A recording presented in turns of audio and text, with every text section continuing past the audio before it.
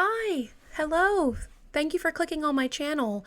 I'm Catie Brannon. This is Tea Time True Crime with Catie, where we talk all true crime, but I send nothing but good vibes.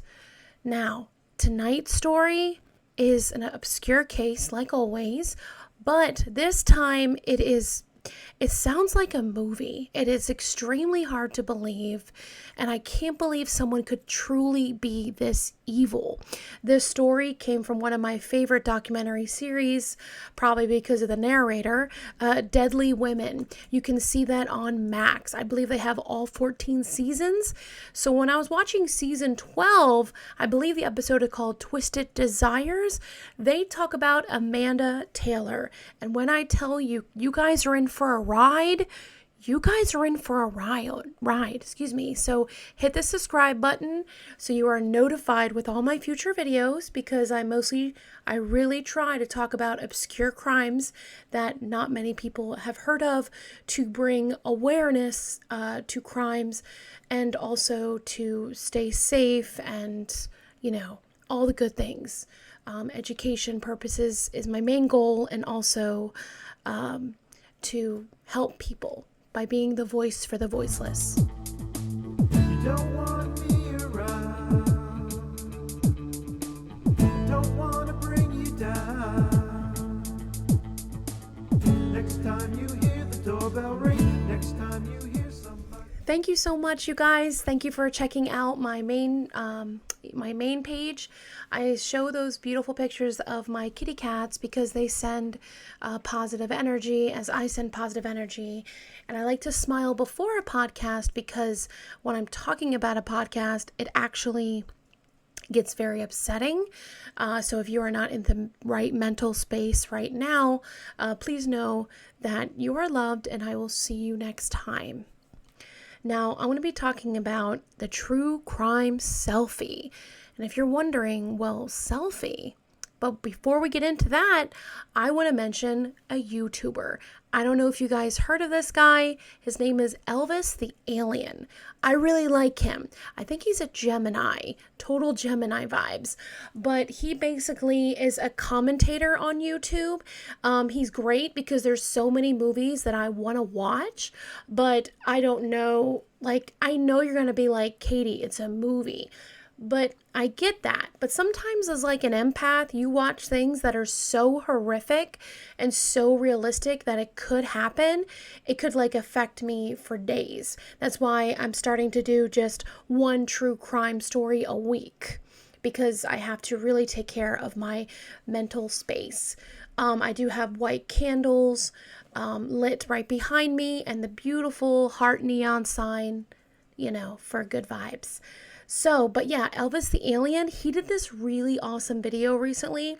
He talked about 3 movies that I really wanted to see, but I'm so glad I didn't, because they're horrific. Yeah, I know. These 3 titles up here, whew. But Elvis made it, even though I cried during the second movie he was talking about. Oh yeah, even though he's talking about it for 10 minutes and has these memes and pop culture references and tries to make it a good time, the story was so horrific that I still cried. So I can't imagine actually watching the movie. And if you're wondering, well, what movie is that? It's a movie that's called I can never say this word. Nightingale. Yes, I wanted to see it because I love the movie Babadook. Yeah, can you tell I used to have a stuttering problem? All right. So Babadook is kind of like a drama, horror, thriller, and I thought it was really, really well done. Well, the same writer, okay, and director. Yeah. This woman, girl, you need a hug. She wrote and directed Nightingale, and there is so much trauma that happens in that movie. I mean, it's supposed to be like a revenge flick, but good God, you really make the bad guy a really big bad guy. But thanks to Elvis the Alien's video, I know what the movie's about. I know all the spoilers, and it's awesome because I'm not going to watch that movie. But yeah, in this video, he talked about funny games. I believe it's See No Evil and Nightingale. hard time with that movie. So yeah, if you guys want to check him out, he does commentary on movies. If there's certain movies that you couldn't watch, like again, I couldn't watch Martyrs, 2007, horrific movie, couldn't finish it. So yeah, if there's someone out there like me that, yes, we love movies, but sometimes too much it's too much. So I'm going to link the description in below and make sure you follow for all the good vibes. Thank you for still being here. We're going to talk about the true crime Selfie.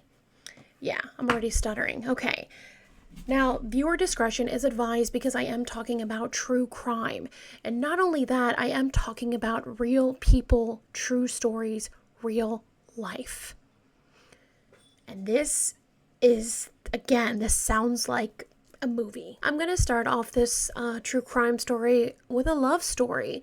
I'm going to be talking about Rex and Amanda Taylor. Rex and Amanda Taylor was the kind of couple that was so in love that they literally believed they were meant to be together. In fact, the family thinks they were too much in love. Now, they met in high school and they were obsessed with horror, true crime, serial killers. Hands up, okay? But they took the obsession, you guys, to a whole nother level. They were obsessed with the Starkweather murder spree in the 1950s. Their favorite movie was Natural Born Killers, the one starring Woody Harrelson, Juliette Lewis, Robert Downey Jr., and it's directed by Oliver Stone. It's not a movie for everybody. It's basically like a Bonnie and Clyde murder spree kind of movie. Now, Rex and Amanda, they really believe they were meant for each other. They were both born, even though a couple years age difference, their birthday was March 27th. Yes, that makes them Aries. Already, fire, fire. Dominant, passion. Yeah, when two Aries get together, it's explosive. So 3/27, which is March 27th, that became their number. That was like their lucky number. In fact, every day Rex would send Amanda a really sweet text at 3:27 p.m. or sometimes 3:27 a.m. They both kind of came from a rough background. Amanda, she never met her biological father. They say that he was in prison for perhaps homicidal tendencies. Yeah, there's not much about that, which is very weird. Now, her mother actually went to prison, went back to prison in Florida. So Amanda and her sister, they had a very close relationship. Now, Amanda and her sister were basically raised, I believe, like a relative, an uncle, and then she, was in Virginia. Yes, Ellet, Virginia during this time. But it's like close to, I feel like, I don't know, Roanoke police had some jurisdiction in this case. So I believe it's like that kind of area, Blacksburg, beautiful, beautiful area. Now, during this time, Amanda, from like 12, 13 and up, she seemed to be an angsty kind of teen. She started doing self-harm tendencies, and she also tried to end her own life. Her family checked her into a hospital. Now, all this, it seems to me that it's about abandonment issues. I'm not a doctor, but, not knowing your real dad and not having your mom, and you being into, some dark stuff as a kid, you kind of feel alone in that aspect.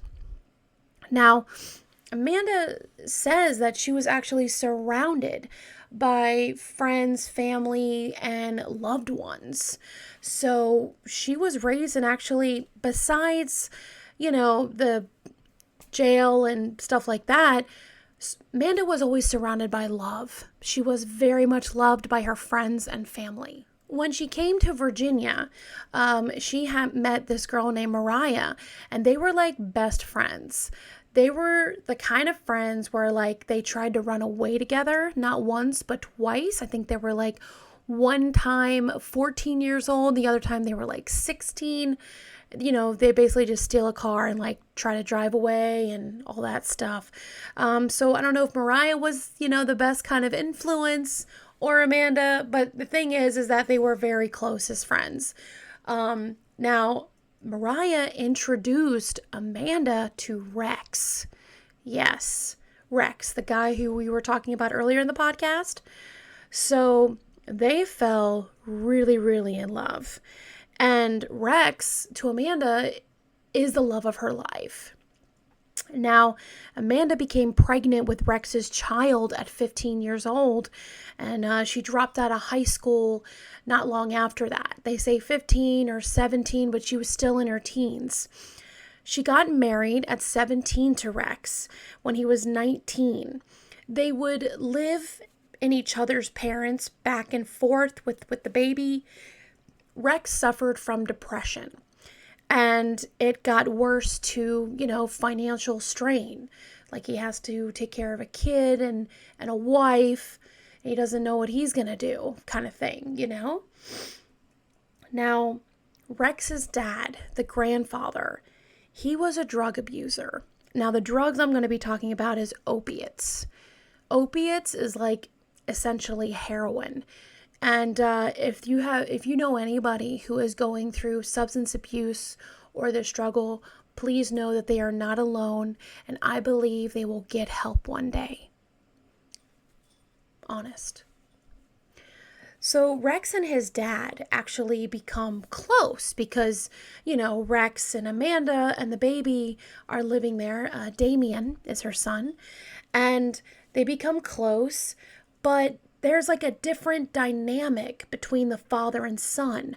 They don't act like father and son, you guys. You know what I'm saying? Like, Charlie does not act like an authority figure. In fact, he treats his son like a bud, like a best friend.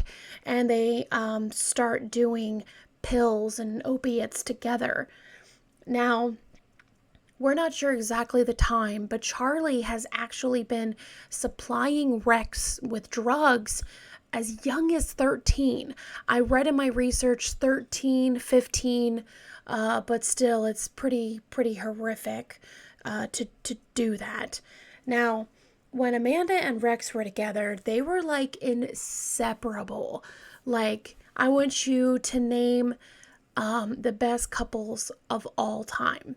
Like in the chat below. Like think of somebody who really, really loves one another and just would do anything for each other. Like just, they can never do wrong, like that kind of love. It was deep. It was strong. Even for, teenagers, young adults, I mean, that's still like, whoa. Now, sadly, though, Rex was a functioning addict. Yeah. And Rex and Amanda, like I said in the beginning, were obsessed with horror. Now, I don't think there's anything wrong with that. Horror is my favorite genre. I study true crime and documentaries. But this couple, they took it to a whole nother level. I'm talking about they wrote to serial killers. Yeah, they sent serial killers fan mail. I know. What? Yeah, one of the ones that you probably heard of was Richard Ramirez, the Night Stalker. Yeah, that's psycho. Oh my gosh. And Chicago serial killer Paul Runge. Yeah. And these guys, Rex and Amanda, didn't just see them as like friends or pals. They consider them like family. And the serial killers, kind of felt the same. I know, guys, it's bizarre. Get better idols. Like Bailey says, get better. Okay, good. I hope you guys know that. Now, Amanda and Rex were planning a murder spree because they were just like, I don't know if they were just in a fantasy or they think everything's a movie. I don't know. But they are friends with serial killers. So they're like, well, we want to be like Bonnie and Clyde. We want to be, what I think about, you guys, is, remember the movie Frighteners? I love it. It's like one of my favorites. Directed by Robert Zemeckis, starring Michael J. Fox. Came out in the 90s. But you basically had a serial killer and a girlfriend slash wife. Like they would do the killings together. They were like in cahoots. I got that kind of vibe from them. I mean, yeah, sure, natural born killers, but I kind of got the Frighteners kind of vibe. Even though Frighteners is kind of like PG-13 kind of movie. But the fact is, they were in cahoots. Like, what other serial killer couple? I don't want to say Paul and Karla Homokova. That's, I don't know. They were serial killers, but it's like, I don't know. It's different in a way. We can say, oh my goodness, forgive me, guys. It is Catherine and Gwendolyn. Yes. The couple that murdered those older people in Michigan. Yeah. And like I said on my TikTok, you guys, Catherine is out. She lives in South Carolina. So, yeah, that's no bueno. So, yeah, like that kind of, you know, they want to be rock stars or whatever the hell they want to be. I don't know. It's sick. It's sick. It's one thing enough to like horror movies and like do serial killer documentaries, but to actually really hurt somebody and want to do your own spree and kill people, that's a whole different thing. You know, that's, no. But before they wanted to do their spree, they had nicknames for each other. Rex was named the Blacksburg Butcher, and Amanda wanted to be named the Brunette Bomber. Yeah. That was going to be their code names for when they do the spree. And they're planning on it, and they're really, really excited about it. But not as all sexy and lovey-dovey in the Taylor household. Rex, like I said, has a drug problem. Yeah, pill-popping problem. And it got to a breaking point. So by this time, they have 2 children, Dayla and Damien. And one day, Rex almost got into a car accident with the 2 children in the car. Yeah, he was pretty high. And Amanda was like, oh, hell no. Get out of my house.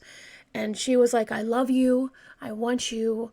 But you can't come back unless you're sober. Now, this is where the controversy comes from. So she kicked him out, and he moved back in with his dad. Yes, the one that does pills as well. So when Rex moved back, he got worse. His drug problem got worse. Yeah.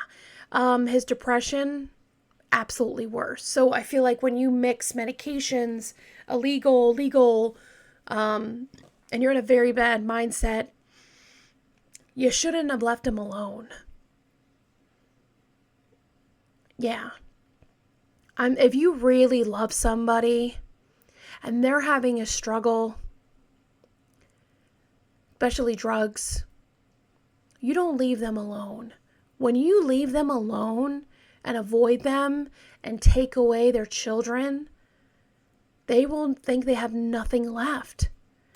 Now, just 4 months later, when 7-year-old Damien was celebrating his birthday, his father, Rex, took his own life. Yeah. Rex, Amanda left. And I don't think Rex knew he could get sober. Because he did try, and it was just too much. But Rex killing himself on his son's birthday? What? That is like... I don't know. Maybe he forgot it was his son's birthday. I'm praying he forgot it was his son's birthday. That's what I'm hoping for. Because if not, that is so messed up on so many different levels. Poor Damien. Like I think he's like 15 years old right now. Very sweet kid, very kind. And I just cannot imagine the trauma when he found out like how his father died and when his father died. Awful.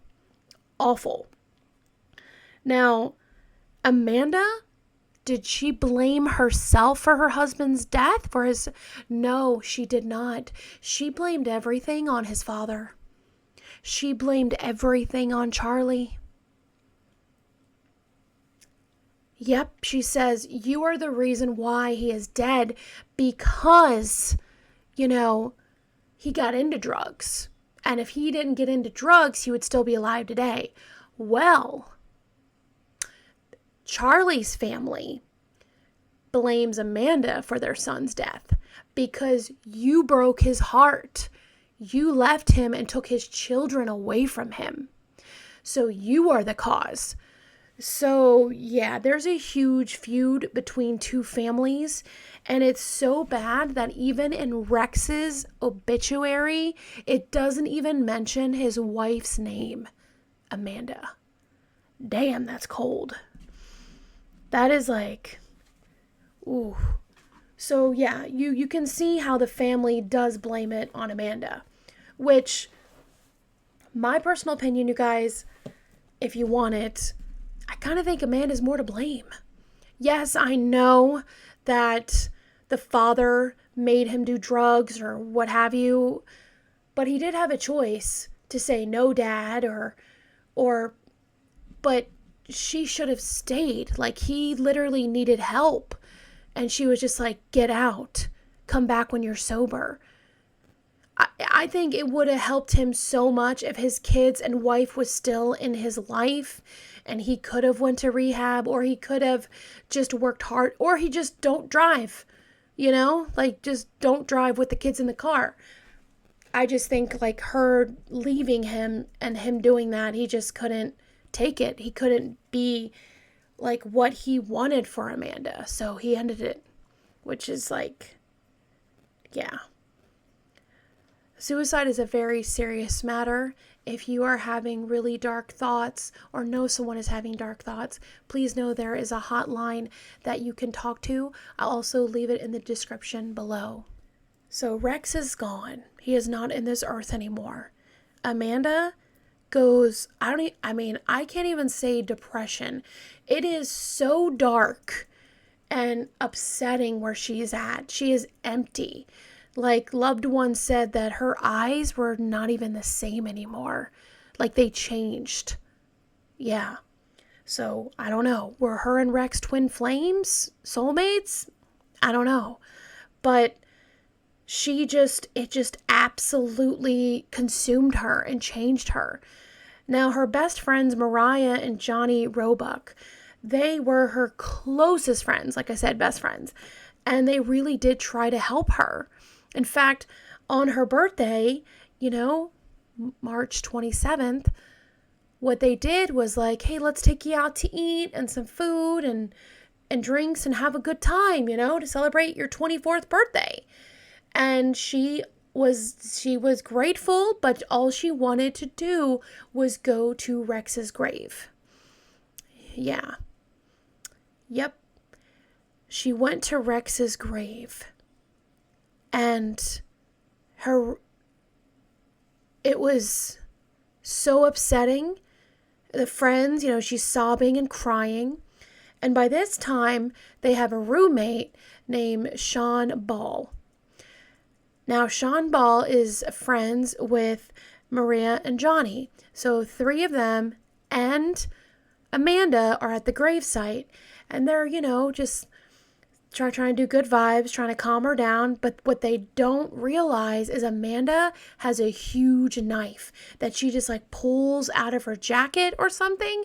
And she starts to try to slice her throat. And before she is successful, her friends grab her and they throw her to the ground and get the knife out of her hands. And she is just begging and screaming and kicking, saying, "Let me be with him. Let us be together in hell." Yeah. Dramatic and really sad. The friends don't let her do that. And they, in fact, actually go and send her and to get help. They actually have her committed. Oh, hi, Bowie. This is my beautiful baby boy, Bowie. He is just jumping up on here. He wants to play. Aw. All right.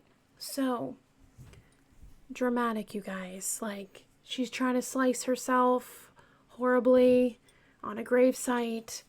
And I feel for her. I really do, because she really did love Rex. And I think it's absolutely awful that someone who she loves is no longer here.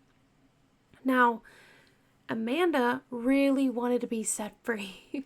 He's kissing me. He's licking me. Hi. Hi. If you are just listening, I have a Sphinx cat, and his name is Bowie.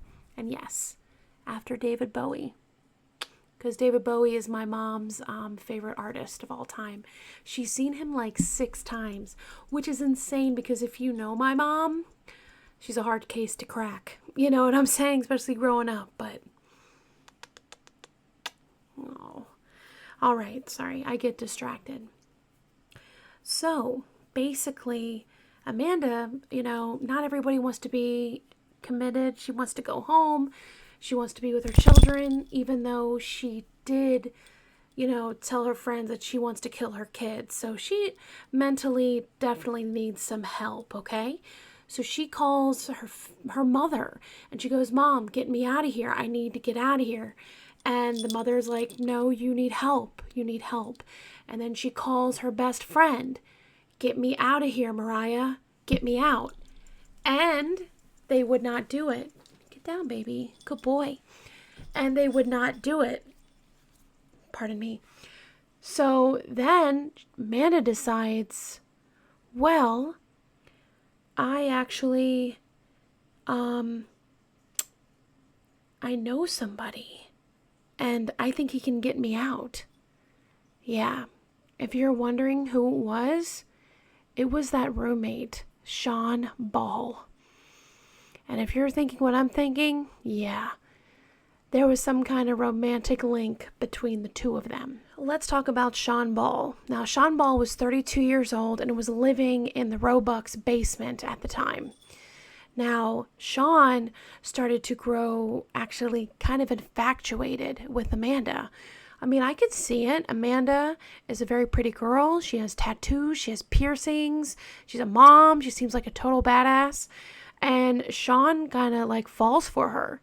He knows that her husband has passed away, and Sean tries to show off, and because he knows that Amanda is really into horror movies and she's really into serial killers. So he is saying all these things like, "Yeah, I was in the Marines. I was in Afghanistan. I killed people." And by him saying all these things, Amanda is starting to kind of really like him and realize that I can maybe still do the murder spree. So, yeah. It's, she was very manipulative. It was the kind of relationship where he felt way more harder than she did. It's sad.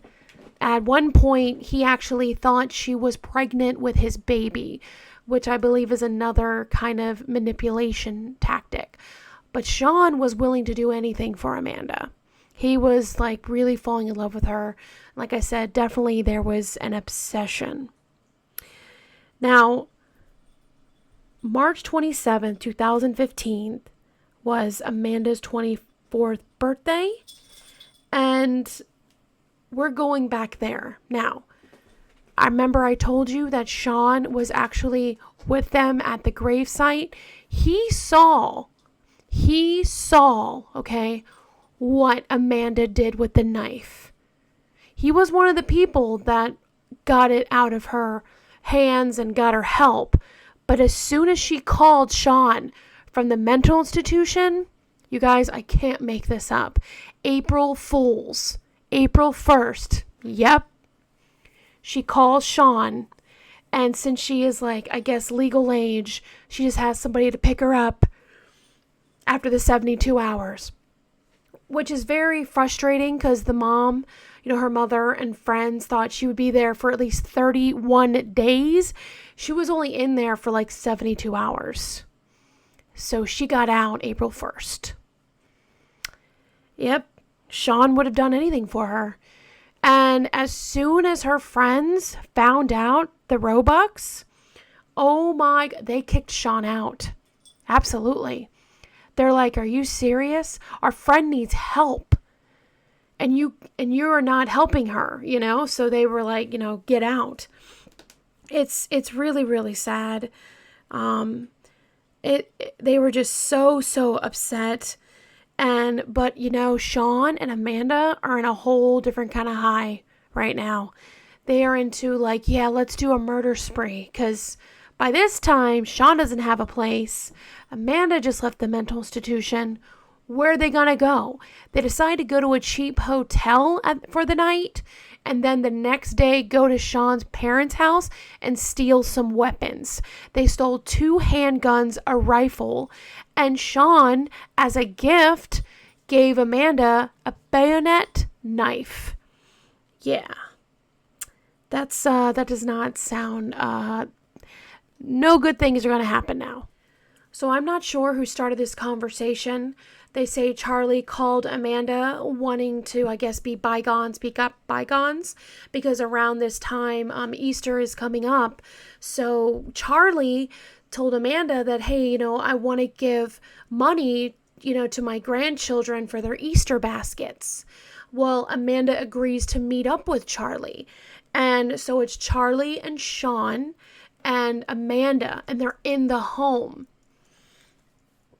But what they do not know is Charlie's dad, who was an elderly man who was disabled in the other room, who heard everything in the other room. Yeah, Amanda and Sean did not know he was there. So 20 minutes, they're in the conversation, and I'm not there. This is just allegedly. But Amanda says they were talking for like 20 minutes. And then when Charlie started saying stuff like, I want to be where Ren's at. Like Rex is at. Excuse me, Ren, what? I want to be where Rex is at. And, I wish I was with Rex. Now, of course, when he said this, Amanda looks at the clock. And I'm not kidding you guys. This is so weird. The clock was 3:27 p.m. So Amanda thought it was a sign from Rex or somebody to go and kill Rex's dad, Charlie. And it is such a brutal attack. This man suffered horribly. He even tried to fight back. She started stabbing Charlie. She stabbed him in the chest, head, and neck. He actually did try to fight back. There were defense wounds, and he also grabbed Amanda's hair, pulled it to make her stop stabbing him, but then Sean comes out of nowhere with a tire iron and beats Charlie over the head. Yeah. It's absolutely horrific. Charlie is screaming. He is just screaming. He's in so much pain. But Amanda ends up stabbing poor Charlie 31 times. That is overkill. Absolutely overkill. Okay? So, like I said, Charlie's own elderly father is in the other room and heard every single thing that his son went through. I cannot imagine listening to someone I love being butchered in the next room. And No, Amanda did not kill the elderly father. And I think why? Because she did not know he was in the other room. I feel like if he was screaming help or tried to call somebody or make noise, Amanda would have killed him too. So yeah, that is horrific. Amanda steals cash from Charlie's wallet, $220, before Amanda and Sean fled. Okay? They fled in Sean's Jeep. Residents call 911 because, you hear blood-curdling screams. But by then, when the police come and check things out, Amanda's gone. They have fled the scene. Now, remember I told you the beginning of this podcast is called True Crime Selfie? Yeah, that's exactly it. Before Amanda and Sean fled the scene, Amanda got her phone and took pictures with Charlie's dead body. You heard me. She put a duck face, smiling, different kind of positions. In one of the pictures, she's holding the knife that she killed Charlie with blood still soaked on the knife. And she is so proud about what she has done. And yes, she did post it on social media. She posted on Instagram. I believe she posted somewhere else. Her friends were horrified by what they saw. In the beginning, they thought it was just make-believe or makeup. But what she says in her description, yeah, that's when they knew it was real. She actually does have an Instagram to this day, you guys. It is called Brunette Bomber. I wasn't sure if I should follow her or not. I don't really idolize serial killers or killers in general. I did have a couple questions about exactly how she got caught, because in this podcast, I'm going to explain 2 ways that I found out. But at the same time, I do want to know, but then I don't want to talk to this evil woman, because I just cannot imagine someone doing this to another human being, let alone your father-in-law, let alone your children's grandpa. Like, that is so disgusting. So after she did the selfies and posted on social media, she thought it would be a great idea to get burner phones, call her friends and family. They're pleading with her, okay? But every time she hangs up the burner phone, she throws it away, thinking the police can't find her. Well, smart guy she is, sarcasm, because when you post something on social media, it actually has your location. It was pinging her location. Yes. So right after the death of poor Charlie, Amanda is on a high. She loved what she had done. She talked about having the light leave his eyes, and how she plunged. That it was just awful. I just don't describe it like that. It's just so freaking horrific and sad. Now, Sean was kind of into it in the beginning because he really loves Amanda. But I think when he saw the killing, because he did hit him with a tire iron. But again, it's Amanda's word against Sean's. Sean said that he hit him, but he was still alive. But Amanda said he hit him after, with a tire iron again after when Charlie was deceased. So again, it's very weird about the mix-up and the times. But the fact is, though, Sean could have stopped this. Sean could have got a tire iron and smashed the crap out of Amanda so she would stop stabbing Charlie. But that did not happen. Poor Charlie is not here with us today. Sending positive energy to the Taylor family. So she's posting it on social media, duck-faced and all. And Amanda and Sean drive to Tennessee to like a cheap hotel and was like so excited. They called this horrific crime and the other crimes they're about to do playtime. I cannot wait for more playtime, quote unquote. Yeah. Delusional, like Delulu, like what? So when they're driving away away from the hotel, starting their day the next day.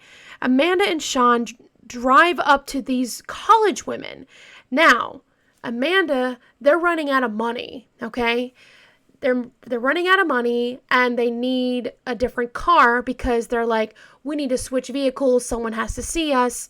So she tells Sean to murder these women, these college women. Yes, they're just walking down the street and she goes, okay, kill them. And Sean, the fantasy's over, you guys. Sean can't do it. Sean has extreme remorse about what has happened. Yes. He is not doing good at all. She is furious because she tries to lure the girls to the car. Something like, oh, hey, can you help us look at something? There's something wrong with my car. Something like that. Now the girls go forward or something like to the car, and she was going to be like, okay, Sean, kill him. But like I said, guys, Sean couldn't do it. And Amanda was furious. The two college women, they fled. They're alive. But Sean, he is under Amanda's wrath right now. There are two stories about the next thing, what happens, you guys. There are two stories. One story is that Sean took pills. He took sedatives because he wanted to end his life. He actually did try to kill himself after the killing of Charlie.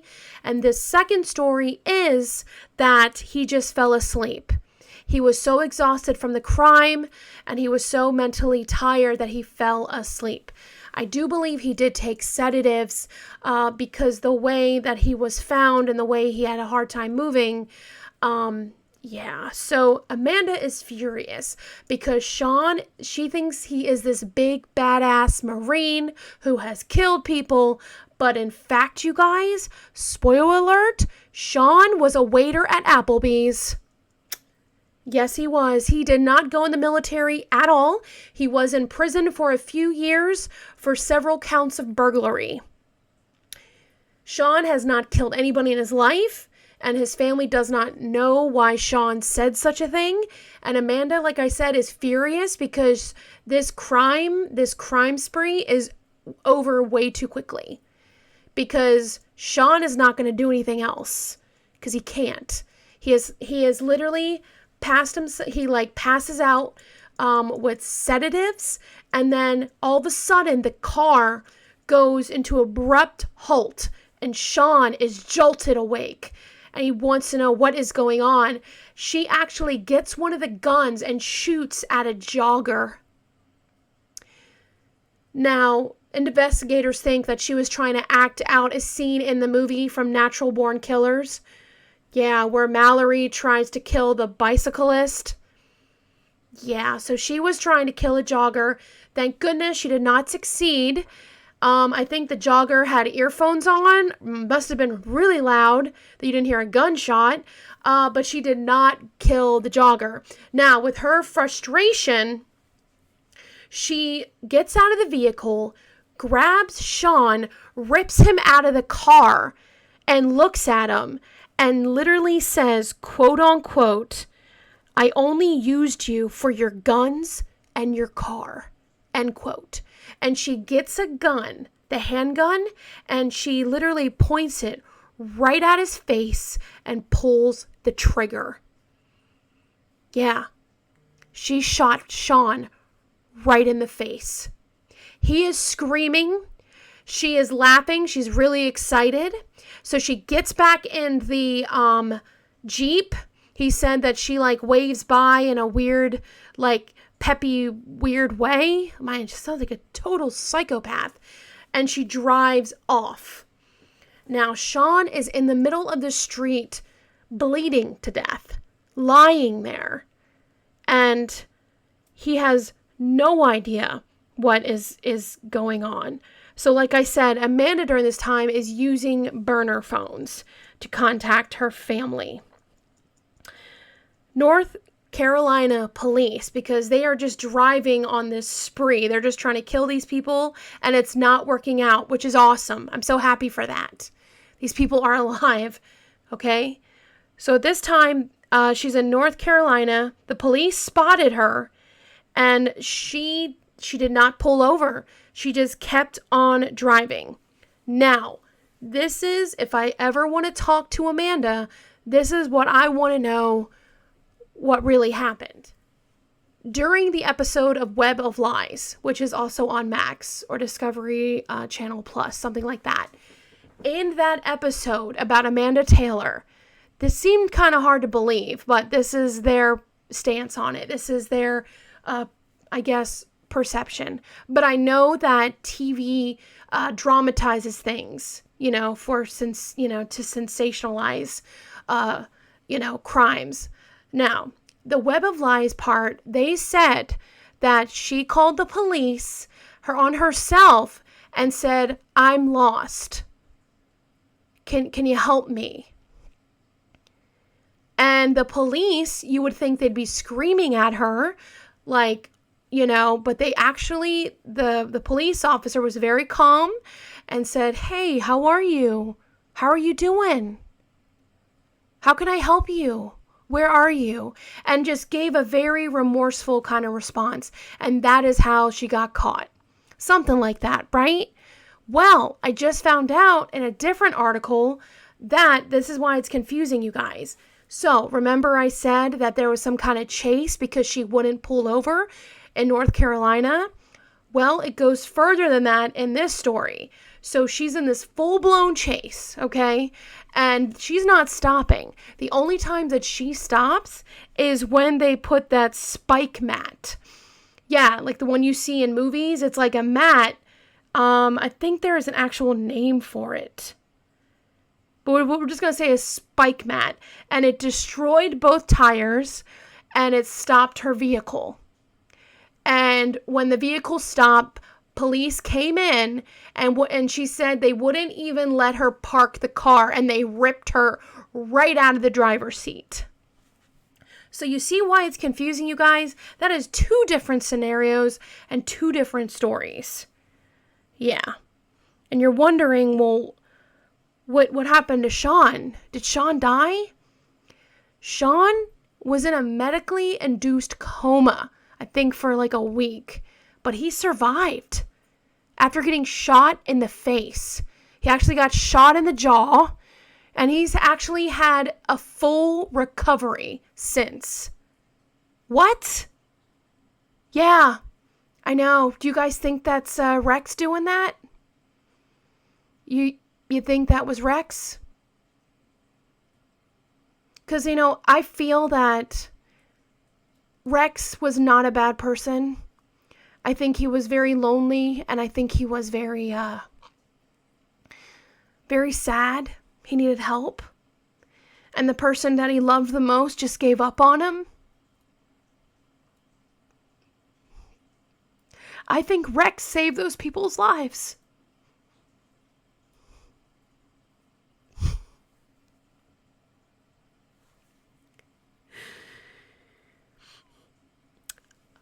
Excuse me, I'm sorry.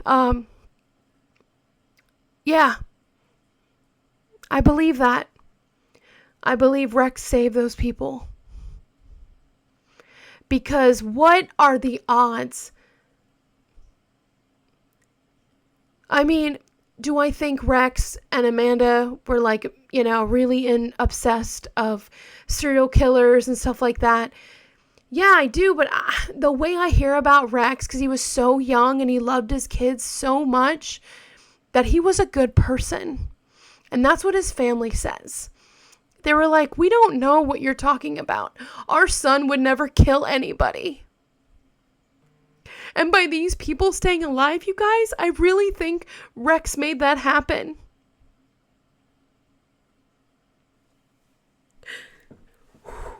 I'm sorry, let's do some tea time right now, guys. Let's see. George made me tea today.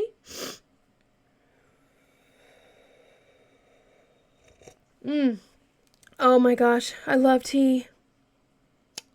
Oh, there's a little message. It comes with the I don't know if it's Yogi, guys, or Yagi. But when I think of Yogi, I think of Yogi the bear, like, yo boo boo, do you? May all beings be happy.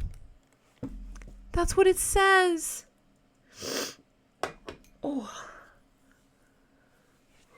I'm sorry, you guys, but like, I had to calm down.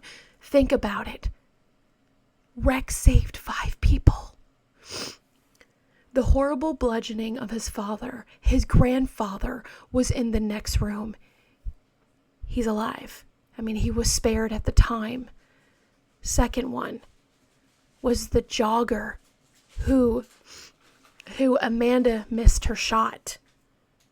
Third and fourth were the 2 college girls that are supposed to be killed, and Sean couldn't do it. 5 was Sean himself. He survived a horrific attack. So I feel that Sean saved these people. I do. I just have like I just had the weirdest feeling. It hit me like a ton of bricks. Amanda has no remorse to this day. She blames everything on Rex's father. So she has no remorse for what she has done. She's actually very proud for what she has done. She talks about it like it's a revenge killing. When Amanda found out that Sean wasn't who he said he was, she was extremely angry. And if you watch the interrogation tapes, she basically tries to throw Sean under the bus. Like, oh yeah, he's way more involved than he says he is, or something like that. Poor Sean. I mean, I feel like he could have stopped the killing, and I'm sure he regrets that to this day. In fact, he does. Inmates, people, investigators say that Sean has so much guilt and remorse that he did try to take his own life, but he survived. Isn't that nuts? He went to go kill himself by overdosing on pills and got shot in the face and survived. I'm sorry, what? That has got to be something mystical going on, because that is like a miracle. Isn't that insane? It is so sad. I feel so bad for the children, Damien and Dayla. But I researched that they are doing actually pretty well, believe it or not. They go to counseling. They love, their guardians. Damien apparently is a really nice kid. Like I said, I think he's like 15 years old now. But Sean did a plea deal and got 41 years in prison. And you're wondering, well, Amanda, she actually wanted to die. Yeah, she really wanted the death penalty. She wanted to die. She mentioned that she did love her children, but, she cannot be a mother to them. And it's very, very sad. But the judge said that it was not a revenge killing, that it was some kind of thrill kill, and it was some kind of bloodlust. And there is no possibility of parole. And Amanda did not get the death penalty. She actually got life. Yeah. What do you guys think about this case? I'm looking over my notes, making sure I got everything. I definitely do. There's a headache coming in right now. I don't know why when I cry so hard, I get a headache. Well, the eclipse did happen today. So that definitely probably, yeah. Sending positive energy to the families involved in this horrific case. It's really, really sad. I just think it's really, it's just a different amount of evil when you take a selfie and post it on social media and brag about what you did. I just don't, especially someone who took you in. Yeah, remember when she got pregnant, when she dropped out of school, she lived in his house. What? It's awful. Thank you guys. Thank you so much for listening or watching. I really, really appreciate you for, good vibes. Check out Happy YouTubers. Nakai Carey is a really good lifestyle and clothing and good food YouTuber.